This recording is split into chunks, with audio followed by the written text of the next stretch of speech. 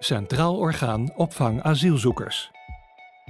Als je werkt, verdien je geld. Als je werkt, voel je je nuttig. En als je werkt, krijg je waardering. Allemaal belangrijke redenen om aan het werk te gaan. Maar je bent nu in Nederland en werk in Nederland is anders georganiseerd dan in het land waar je vandaan komt. Ik weet er alles van. Ik ben zelf ook een vluchteling geweest die op een gegeven moment op zoek moest gaan naar een baan. In deze video leg ik je uit wat je moet weten over werken in Nederland en het vinden van een baan. Laten we beginnen met wat feiten over werk in Nederland. 1. Nederland kent een lage werkloosheid. Iedereen die wil werken, kan in principe ook werken. Dus als je de Nederlandse taal spreekt, enthousiast bent en er verzorgd uitziet, dan is er meestal wel een baan te vinden.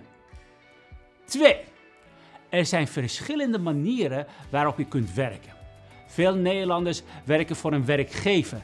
Ze zijn dan in loondienst voor bijvoorbeeld een jaar of voor onbepaalde tijd. Er zijn ook veel mensen die via een uitzendbureau bij een organisatie of bedrijf werken.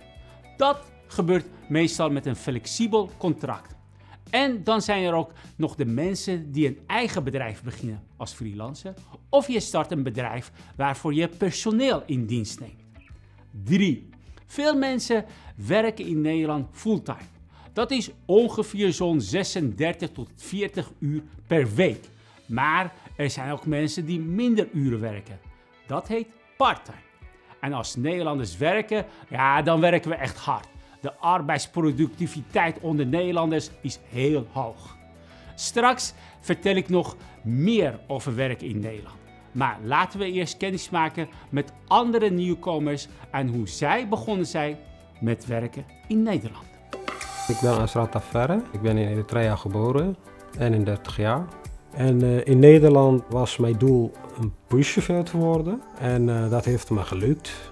Ik heb in Eritrea een bouwopleiding gedaan. En daarna ben ik bij een bouwbedrijf terechtgekomen. En daarna vind ik dat gewoon niks voor mij. En toen heb ik een besluit genomen als chauffeur te gaan werken. En ik moest ook voor de kleine vrachtwagen rijbewijs eerst halen. En daarna ging ik een jaar ervaring opdoen met die grote rijbewijs. Ik ben Slaaf, ik ben 33 jaar. Ik ben geboren in Syrië. Ik woon nu 2 jaar samen met mijn man in Nederland. In mijn eigen land, ik was wiskundedocent. Ik heb wiskunde aan de universiteit gestudeerd. Ik heb echt het slechtste leven in mijn eigen land en onderweg meegemaakt. Ik ben wel gelijk gewoon aan de slag gegaan om hier echt een beter leven te krijgen. Dus mijn doel was een buschauffeur te worden. En ging ik gewoon vanaf dat eerste moment gewoon taal leren en nadenken hoe ik mijn rijbewijs moet halen en wat brengt mij daar naartoe. Ik vind het jammer dat mijn rijbewijs hier niet geldig is. Maar ja, ik had geen andere optie, dus ik moest gewoon opnieuw beginnen. Dat heb ik gewoon gelijk geaccepteerd. Als je hier in Nederland net komt, dan moet je wel jezelf zien als een kind. Zo moet je het zien. En ja, om groot te worden, dan moet je wel heel rustig, stap voor stap komen. Toen ik hier aankwam, ik kwam zonder taal. Ik praat Arabisch, geen Nederlands en een beetje Engels. Als ik wil wiskundeles geven, ik moet goed Nederlands praten en leren. En ook ik moet de opleiding leraar doen. En dat kost mij heel veel tijd, ja, en heel veel energie. Ik begon met mijn Nederlands verbeteren en mijn Engels ook verbeteren. Ik begon met mijn netwerk opbouwen. Zo, ik zoek ik naar mijn mogelijkheid naar andere werk te vinden. Ik heb nu een leuke baan, maar dat ging niet zomaar. In Nederland bestaan verschillende werksectoren. In sommige sectoren is meer werk te vinden dan in andere sectoren. Dit zijn een aantal sectoren waarin nu veel werk is. De IT. IT, dat staat voor informatietechnologie. Beroepen die daar binnenvallen zijn bijvoorbeeld programmeurs of systeembeheerders. De zorg. Omdat er steeds meer Nederlanders ouder worden, is de vraag naar zorgpersoneel groot. Zorgberoepen zijn er ook op alle niveaus. Denk aan artsen, verpleegkundigen en medewerkers in de thuiszorg. Wat denk je nou van de bouw? Er moeten ook komende jaren veel nieuwe huizen in Nederland gebouwd worden. Daarom is er grote behoefte aan bouwvakkers, maar ook aan praktisch geschoolde mensen die bestaande woningen energiezuiniger maken met isolatie of zonnepanelen. De techniek. Er is een groot tekort aan technisch personeel in Nederland. Denk aan loodgieters, monteurs, lassers en ingenieurs. Er zijn natuurlijk nog veel meer beroepen. Maar hoe weet je nou welk werk bij jou past? Of er ergens plek voor jou is? Nadat 4 maanden in Nederland was, hoorde ik over een organisatie in Amsterdam, geef les in programmeren. In Nederland zijn er heel veel vacatures van programmeren. Dat geeft mij meer kans om werk te vinden. Ik begrijp programmering heel goed, omdat ik heb wiskunde gestudeerd in Syrië. Programmering lijkt magisch. Ik hou van programmering.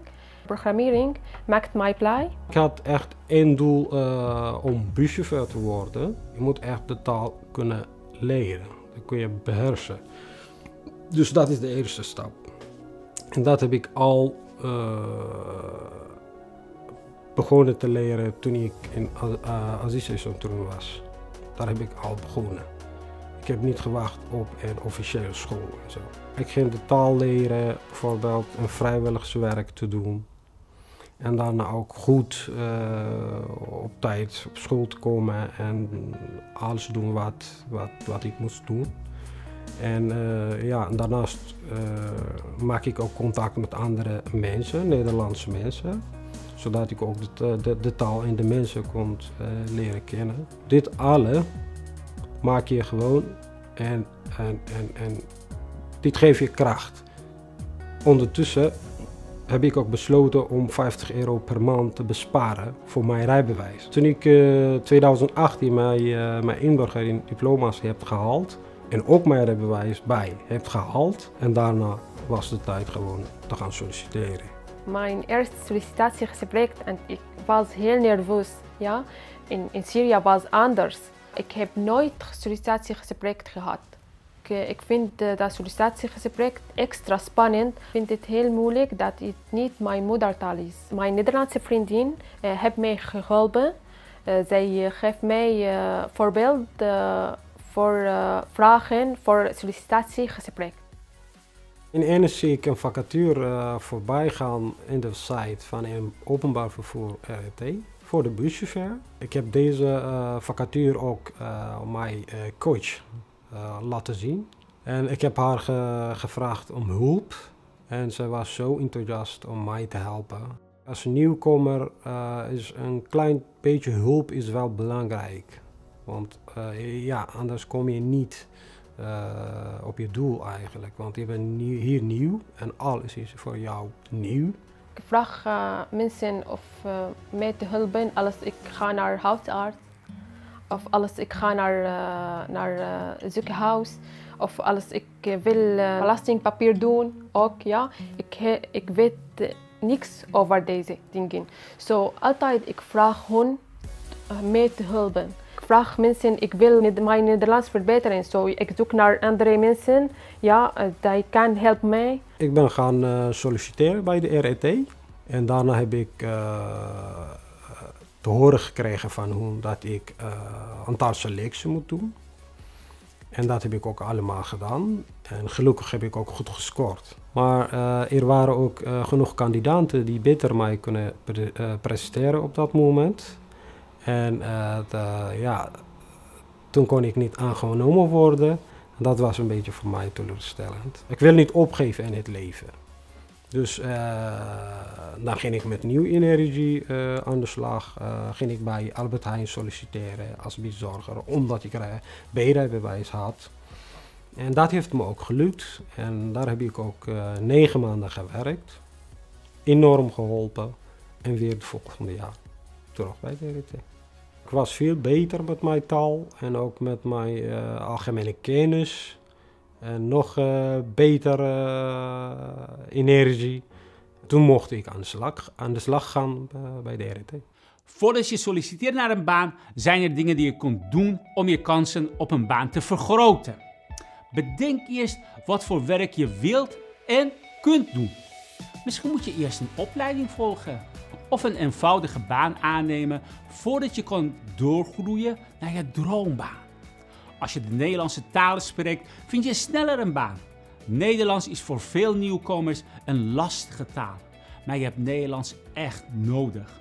Dus leer, oefen, praat en durf ook fouten te maken. Werkgevers vragen vaak naar diploma's. Laat daarom je diploma's die je al had waarderen, ook als je daar geen documenten meer van hebt.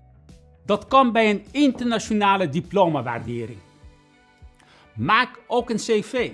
Dat is een document van maximaal 2 pagina's met een overzicht van je persoonsgegevens, werkervaring, opleidingen en trainingen. En tot slot, doe alvast ervaringen op in de sector waar je wil gaan werken. Bijvoorbeeld door vrijwilligerswerk of een stage te doen. Dan kan je dat ook gelijk op je cv zetten. Dat staat echt mooi. Ben je goed voorbereid? Mooi. Dan ben je klaar om te solliciteren naar een baan. Dat solliciteren verloopt meestal zo. 1. Je leest of hoort dat een bedrijf of een organisatie een nieuwe werknemer zoekt. Daar kom je bijvoorbeeld achter via de vacaturewebsites zoals de Nationale Vacaturebank, Indeed of LinkedIn. Maar veel mensen vinden ook een baan via hun eigen netwerk. Vertel dus aan al je contacten in Nederland dat je een baan zoekt. Ook kun je om hulp vragen bij de organisaties zoals de Refugee Talent Hub, UAF of Vluchtelingenwerk. 2. Je schrijft een sollicitatiebrief naar het bedrijf of de organisatie waar je wil gaan werken. In die brief staat waarom je de baan zo graag wil en waarom je er geschikt voor bent. Naast de sollicitatiebrief stuur je ook een cv en dat gaat meestal per e-mail. 3. Als een werkgever enthousiast wordt van je brief en je cv, dan nodigt de werkgever je uit voor 1 of meerdere sollicitatiegesprekken. Daarin worden vragen aan je gesteld en dan kan je nog eens vertellen waarom jij de geschikte kandidaat bent voor die ene baan. Zo'n sollicitatiegesprek kan best spannend zijn. Bereid je daarom goed voor. Wees op tijd, geef een stevige handdruk en zie er verzorgd uit en laat zien dat jij die baan heel graag wil hebben. 4. Als de gesprekken goed zijn verlopen, maak je afspraken over de arbeidsvoorwaarden en teken je een contract. Je kan beginnen aan je nieuwe baan. Helaas zijn er veel mensen die worden afgewezen tijdens een sollicitatietraject. Laat je daardoor niet ontmoedigen en blijf het proberen. En wat als het je wel lukt? Hoe is het voor een nieuwkomer om te starten met werk in Nederland? Het is niet makkelijk om bij een nieuwe werk te gaan beginnen. Want je moet alles even opnieuw leren kennen en kennis maken, zeg maar. Ik ben als persoon bijvoorbeeld, als Eritrees, een beetje terughoudend. En ik geef niet gelijk alles. Soms denk ik, was het goed om te delen of niet, weet je wat. En anderen gewoon bijvoorbeeld aankijken. Dat zijn wij niet aangewend. Dus bij ons, we zijn zo opgevoed. Als je iemand gewoon zo aankijkt, dan lijkt het dat je minder heeft hem gerespecteerd, zeg maar. Vandaar kijken wij af en toe gewoon naar beneden, terwijl wij aan het praten zijn. En dat is hier in Nederland niet goed. Dan moet je iemand echt aankijken. En om dat vertrouwen te krijgen en voelt het ook dat je gewoon eerlijk praat. In Nederland zijn mensen heel direct. Alle dingen is anders. De taal anders, de eten anders, de wetten is anders. En ook ik moet mijn netwerkrelatie opbouwen. Ja? Het was heel moeilijk, maar step by step Ik doe heel veel vrijwilliger werk met andere mensen, met Voedselbank. Of ook ik doe in Choir, zingen met de groep Choir hier in Delft. Ja, en ik ontmoet heel veel mensen daar. Ik vind het zo mooi als buschauffeur te zijn als ik, bijvoorbeeld, je bent gewoon door heel de stad gewoon te rijden en je geniet van alles. En je geniet ook van die mensen, want je zegt goedemorgen met glimlach en krijg je ook dat terug. En dat vind ik echt prachtig. En als ik iemand heeft geholpen bijvoorbeeld die verdwenen is, die van mij hulp nodig heeft, dan als ik dat doe, dan voel ik me ook echt goed. En nog ook als kinderen naar mij zwaaien, dat vind ik echt het beste. Ik ben gelukkig in Nederland. Ik ben niet rijke vrouw, maar ik heb heel veel goede relatie met andere mensen en ik heb een rijke leven. Hoe je met elkaar omgaat en wat de normen en waarden zijn in een bedrijf of een organisatie, wordt ook de werkcultuur genoemd. Iedere sector en ieder bedrijf kent zijn eigen werkcultuur. In de bouw gaan mensen anders met elkaar om dan bijvoorbeeld in een advocatenkantoor. Toch zijn er ook overeenkomsten die je overal in Nederland terugziet. Zo is op tijd komen heel belangrijk. Nederlanders zien graag dat je op tijd bent voor een afspraak. Kun je een dag niet werken of haal je je afgesproken deadline niet, dan vertel je dat ruim van tevoren. Ook zijn Nederlanders direct en open. Ze geven feedback aan collega's en verwachten hetzelfde terug. Als je het ergens niet mee eens bent, mag je dat zeggen, zelfs tegen je baas. En tot slot kijken Nederlanders elkaar in de ogen aan als ze met elkaar praten. Dat wordt gezien als een teken van beleefdheid en betrouwbaarheid. Ik hoop dat al deze weetjes jou van pas gaan komen. Ik wens jullie alvast heel veel succes en plezier met werken in Nederland. Of zoals wij in Nederland zeggen, werk ze. Mijn boodschap voor de nieuwkomers is nooit opgeven. Mijn vader zei altijd, geef nooit op. En dat heb ik aardig meegenomen. En dat geef ik ook aan jullie toe. En verder maak je keuze goed en blijf werken. Je bent hier nu, maar is niet verlegen. Altijd vragen en werk ze. Centraal Orgaan Opvang Asielzoekers.